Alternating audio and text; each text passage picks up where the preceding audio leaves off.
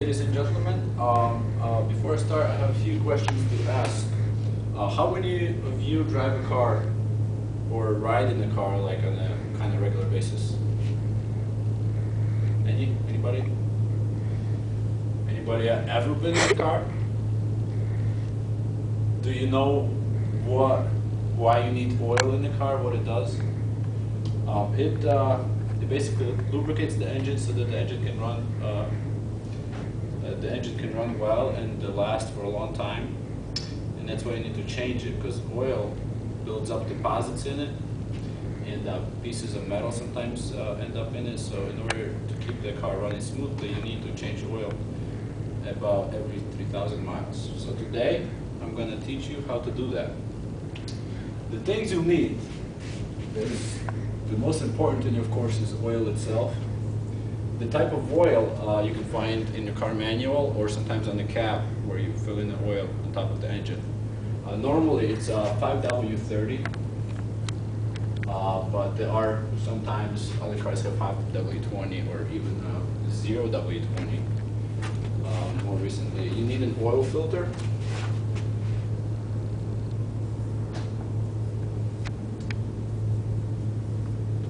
Which looks something like this.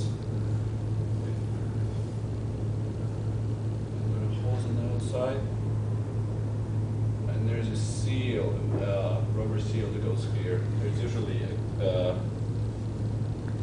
it's usually dark here so you can grip it better.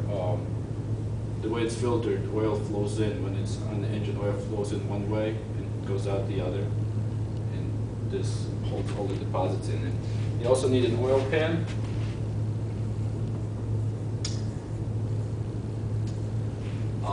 Which is basically to catch all the oil that you're going to be emptying out of the engine. Sometimes, if the car is very low, you need a car jack to lift it up. It's a good idea to have cardboard under the car. It's not absolutely necessary, but it's a good idea. And you'll need a basic socket set and a wrench.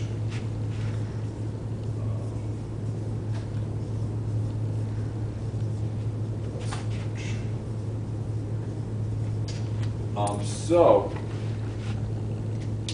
what you do if the car is low, you raise it up a little bit. You look to find where the plug is. It's normally at the very bottom of the engine under the car. It's a bolt actually, so you can take it off with the socket set and the wrench. You make sure you have the oil pan before you open it up. You let all the oil out. It's a good idea to have the engine slightly warm so that the oil can flow out smoothly, but it's also not absolutely necessary. After you do that, you close the plug up. Don't over tighten it. Then you take off the oil filter, which is the messiest part of the job. What you do is probably put rags around it, make sure the oil pan is under the car, and take it off. Oil filter. Does any of you know where the oil filter is in your car? No. No. Normally you just look. Normally it's either on the front of the engine or on the sides of the car. You just look for something that kind of looks like this, you know.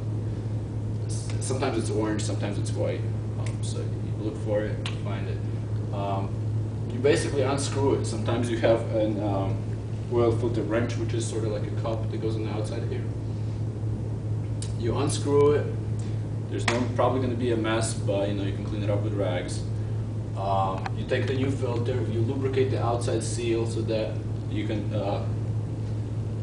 screw it onto the engine, and then basically just put it on the engine. Do not over tighten it, because if you do, it'll be hard to take it off. So a good idea is to turn it 3/4 of a turn past the point where it's starting to get tight. Then you fill up the engine with oil. Normally the cap is on top of the engine. Turn it on, let it run for a minute or so. Turn it off, then check the level of the oil again. Normally some of the oil is left on the filter. That's why I'll need to check it again to make sure that not too much of it is in here and your oil level is too low. So if you did all that, then your car would be ready for another 3,000 miles. On some cars, it's actually 5,000 miles. That's based on the car manual. Thank you.